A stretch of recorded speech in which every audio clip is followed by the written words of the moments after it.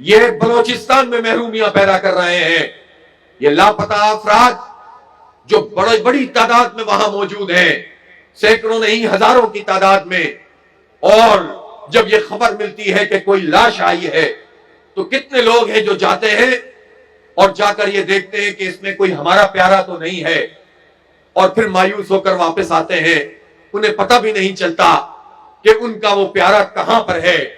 میں یہ کہنا چاہتا ہوں کہ جو ملک دشمن ہو، جو ملک کے خلاف کام کر رہا ہو، جو دہشت گرد ہو، تو اگر دہشت گرد اور ملک کے خلاف کام کرنے والا یہ کام کر رہا ہے تو ریاست کی کیا ذمہ داری ہے، فوج کی کیا ذمہ داری ہے، پولیس کی کیا ذمہ داری ہے، حکومت کی کیا ذمہ داری ہے کہ وہ دہشت گرد کو پکڑے اور عدالت میں پیش کرے. اور عدالت کی کیا ذمہ داری ہے کہ وہ قانون کے مطابق اس دہشت گرد کو سزا دے.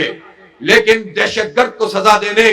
کی صلاحیت اگر عدالتوں کے پاس نہیں ہے تو پوری قوم کو تو دہشت گرد مت بناؤ، پورے صوبے کے لوگوں کو تو متنفر نہ کرو، ان کے اندر تو عصبیت کی یہ جڑیں مزید مضبوط مت کرو.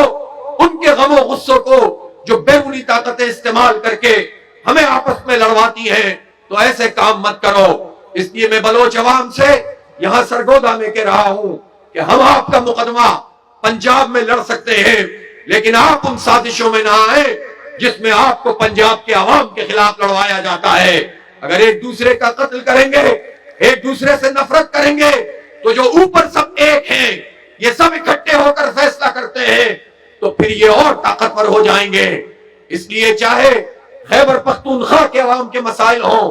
قبائل کے لوگوں کے مسائل ہوں، ہم سندھ اور اندرون سندھ کے گاڑیاں زدہ لوگ جن کے اوپر ڈاکوؤں کو مسلط کر دیا گیا ہے،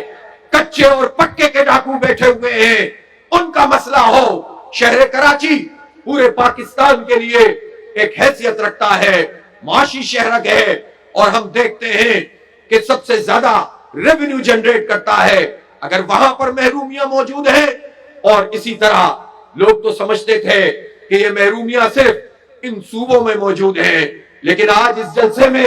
جو تذکرہ اویس قاسم صاحب فرما رہے تھے، جو کسان کی صورتحال ہے، جو سڑکوں کی ٹوٹ پھوٹ ہے،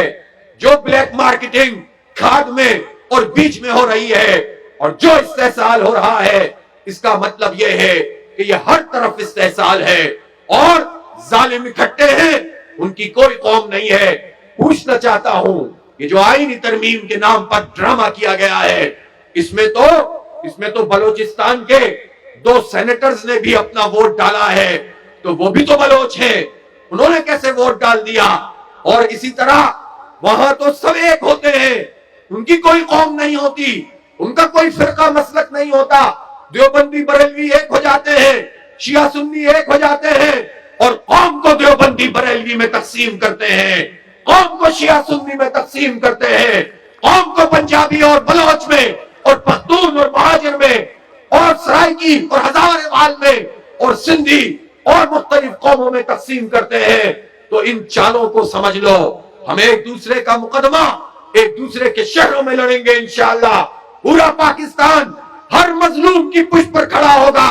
ہر لاپتہ فرد کی پشت پر کھڑا ہوگا، لیکن ہم سازشوں کا شکار نہ ہو. ہم امریکی کیمپ میں نہ جائیں، ہم بھارتی کیمپ میں نہ جائیں، اور اس غصے اور نفرت کو ملک دشمنوں کے لیے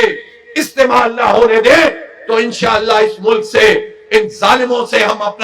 اپنا جو ہے وہ اس ملک چھڑوا لیں گے انشاءاللہ تعالی.